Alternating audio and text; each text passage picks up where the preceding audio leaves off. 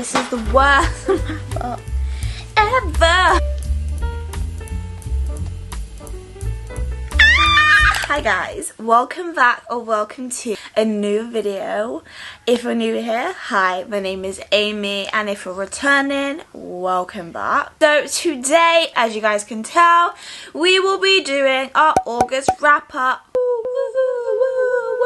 As you guys can tell from the title, let's talk about the books I read in August. So this will probably be a very short video because I read a total of 3 books in August. Yep, she did.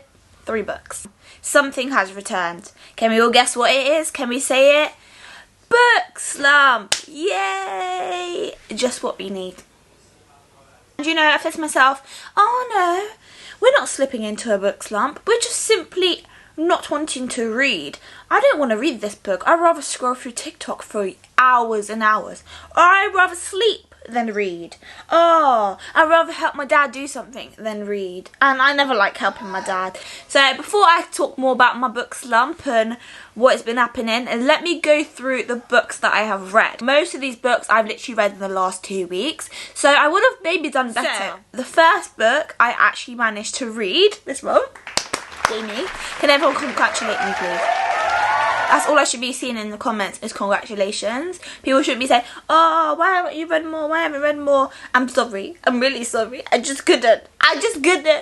And I see people with like 20 books that they've read and I'm like, okay, I read 3 books. But that being said, even though I've only read 3 books, this has been my favourite reading month in terms of ratings. All these books have high ratings. Nothing's lower than a 4 stars. I actually have 2 5-star reads, which I'm so excited to talk about. Anyone else have a feeling like when you know a book's going to be a 5 stars, you know like immediately?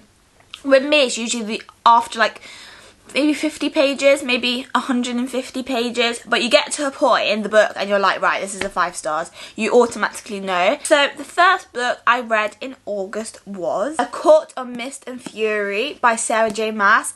Obviously, I started the ACOTAR series very recently. It's my first kind of introduction into fantasy books, and oh my lord, if you haven't seen my reaction, I have read the first book in a video which I read viral TikTok books, and like A Court of Thorns and Roses was the first one. So I decided to tackle the second one this month because I was really enjoying the series and I needed to like start reading the next books ASAP. So obviously this book follows after what happens in the first book, so if you haven't read the first book, go and read that one first. But obviously Faye is back. We meet new characters in this book. We get to go to like the night court. We get to see more of her relationship and Ryzen.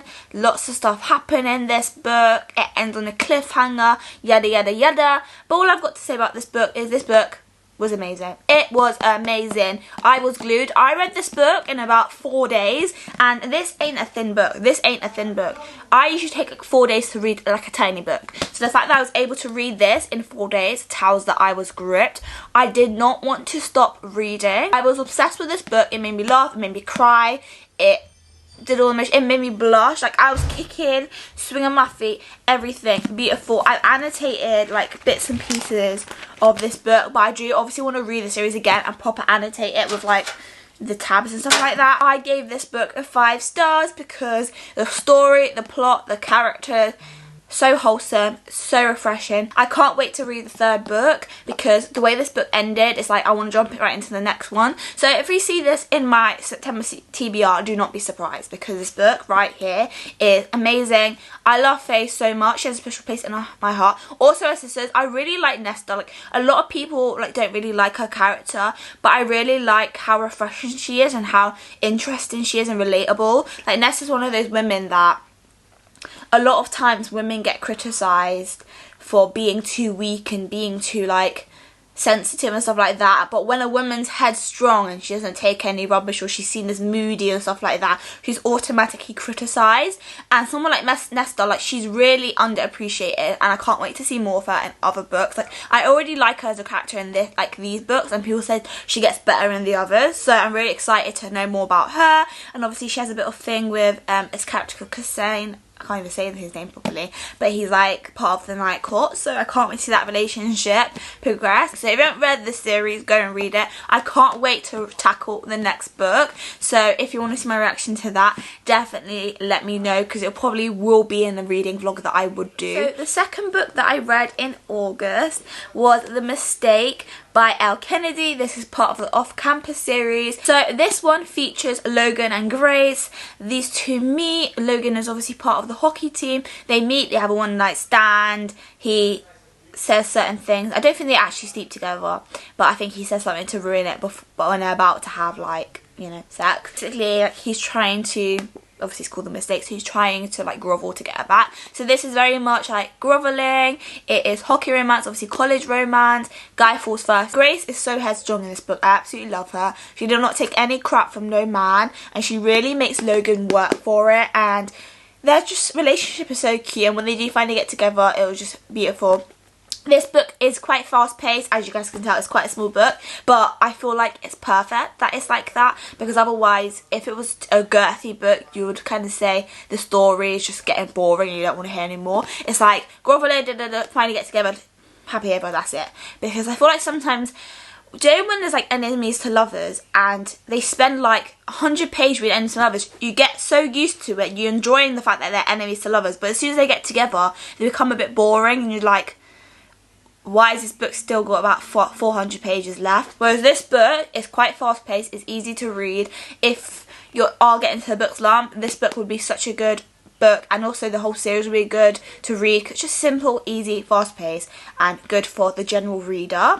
Didn't give it 5 stars because it was missing something. I don't think it had the depth that I wanted in the book, and I just didn't get that 5-star feeling, so that is the only reason why I didn't give it 5 stars. But all in all, it's still a very good book, and I am really enjoying this series, and I just love it. College romance, hockey romance, beautiful chef's kiss. So the final book that I read in August is By the Thread by Lucy Score. This book here, Dominic and Ali. This is a grumpy sunshine, this is boss assistant, this is like kind of enemies to lovers, guy falls first, groveling, all the tea. Everything that you need in a book, everything you need. These two characters, like, I loved their groveling. I loved that sexual tension, the fieriness that was like hidden. Like, you can tell they obviously had feelings for each other, but like it was just hidden under all the tension. And then finally when they got together, it was just like, whew. Even like the tension scenes were like, Joe a bit like Bridgerton. It reminded me a bit like Bridgerton. Joe in the second season, like Anthony and what's her name? Oh, I can't remember what her name is, but they had a lot of tension build up in each episode, that you thought something was going to happen between them and it just didn't happen. So that was happening, like those scenes in this book was just, I don't even know what to say. Like, it was amazing. Like the tension between them before they even became a couple, the sexual tension, some of the parts in this book, the smart. Oh my gosh. I was literally sweating, like I could feel myself sweating whilst reading this book. I was sweating, I was blushing, I had all the motions, and it was so funny, this book. This book really made me laugh. I loved this book because it also had dual perspective. I love when books have dual perspective, especially when it comes to romance, stuff like that, because you can really get into the minds of both characters, not just like one character or the other. And I love to hear stuff like that. I wanted to see how Dominic was being affected by Ali, vice versa, obviously.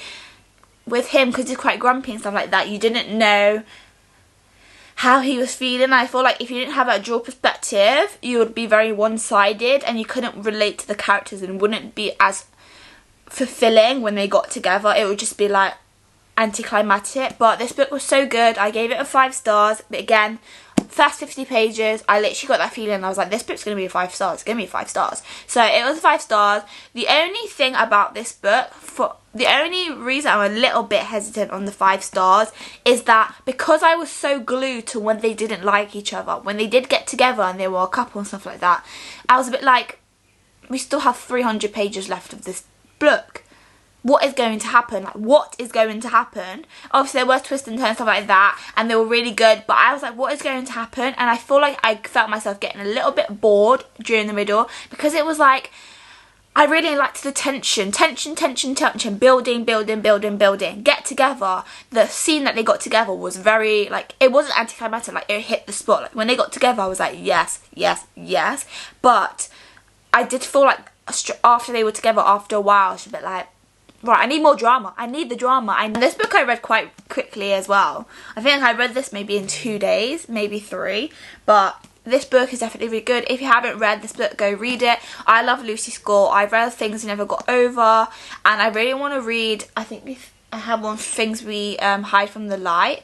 I can't remember which one I've read, but I know there's a purple one that she also has. Can't remember what that one's called, but I really want to read those books. But her books so far that I have read, I haven't given less than a 4 stars to. I think not even less than a 4.5, because her story and writing is just amazing, and it's just so cool how she brings these characters to life.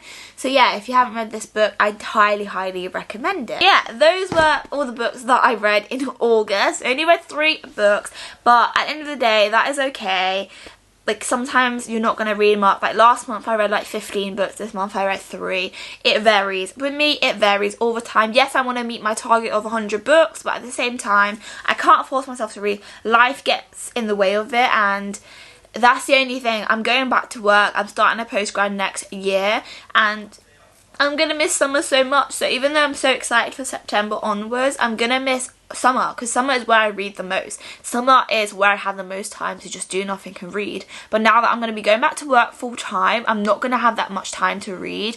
But that's why I really want to set up a routine of reading in the evening time. I feel like that will help me. But I definitely need to get a lamp first, because the only thing about reading physical books is that you can't read them at night because you can't see them. But I do want to get these books read because I want to buy new books, because obviously autumn time is coming. Obviously we've started autumn basically, and I want to buy new books. I've been on a book ban for the past 5 months, I think. Since I've been at uni, I've had a book ban. When I was at uni, that's when I first put myself in a book ban, because I think I spent about £300 on books. But I want to set myself free soon. So I hope you guys enjoyed this. I want you guys to know, if you haven't read that much this month, it is okay. It is okay not to read a lot, especially as a booktuber, content creator, YouTuber. It is so easy to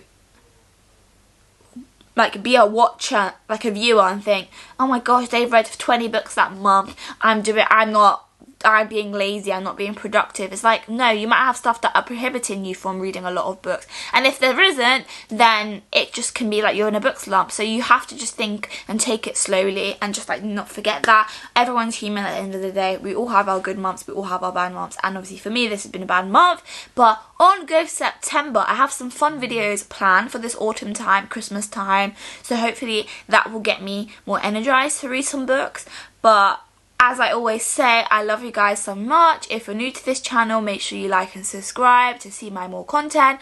Thank you guys for my subscriptions as well. Like the other day, I was going through how many subscribers I got, and I felt a whole shift only in the past 2 weeks.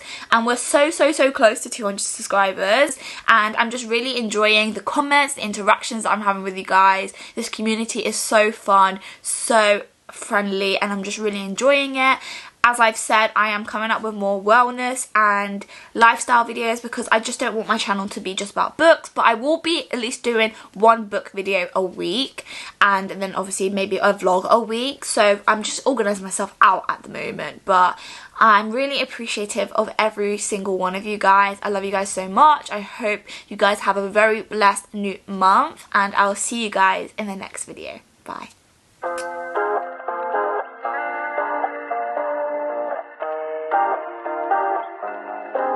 Everything goes white. I can feel the breeze. Euphoric delight.